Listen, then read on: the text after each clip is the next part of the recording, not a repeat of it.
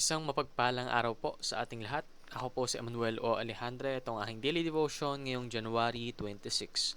And for today, ating pag-uusapan, why is peace more important than wealth? And this is talking about Abraham and Lot. Now, si Abraham, siya yung inutusan ng Panginoon, no?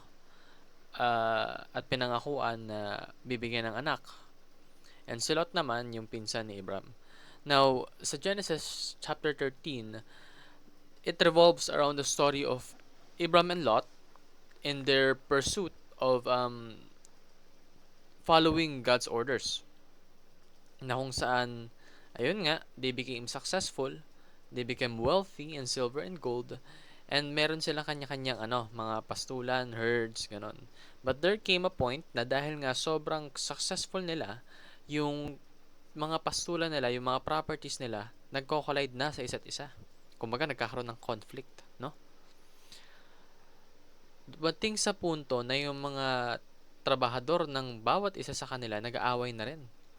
So, dito sa Genesis chapter 13, minarapat na lang ni Abraham na maghiwalay sila.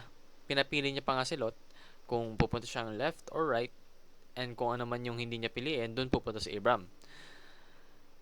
Now, Lot was a man greatly blessed by God through his relationship with Abraham. He prospered, gained wealth, and was given freedom to choose whether he would settle. In Genesis 13, when conflict arose between the herdsmen, Abraham graciously allowed Lot to choose first. Lot lifted up his eyes and chose the fertile plains of the Jordan, land that looked green, prosperous, and promising. Yet, the Bible quietly adds a warning. The people of Sodom were exceedingly wicked. Lot's decision was guided by sight, not faith.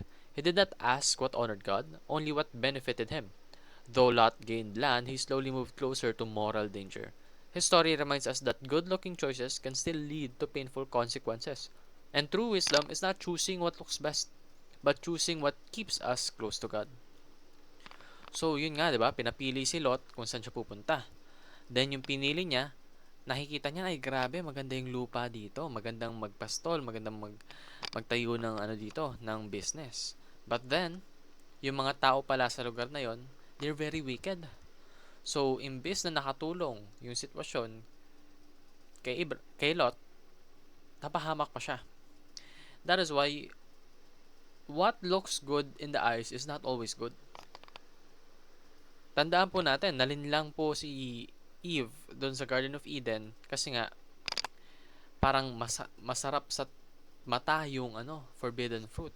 Isa yun sa mga dahilan kung bakit siya nag-succumb towards the snake, no? Na patuloy na nag-iengganyo sa kanila. And ganun din po tayo mga tao.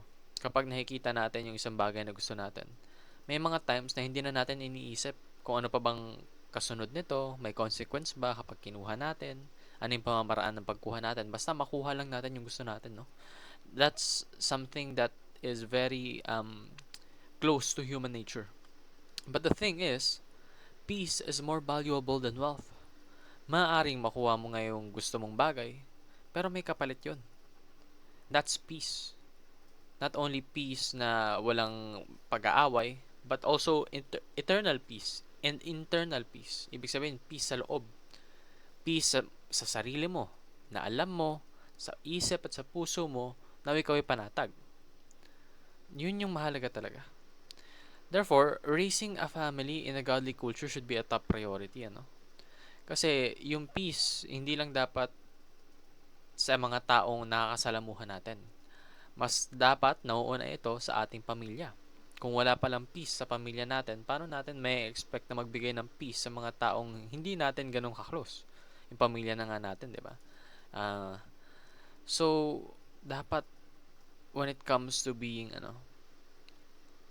a family man, say for example, isa kang tatay, isa kang anak, isa kang nanay, isa kang kapatid, whichever way, kailangan mo ng peace. Huwag mong hahanapan ng butas yung mga family members mo. Kahit sino, pero especially yung family members mo. Dapat yung trato mo sa kanila, dapat yung tinuro sa atin ng ating Panginoon. With love. With true love. Unconditional love. In that way, we will weigh our decisions using biblical principles.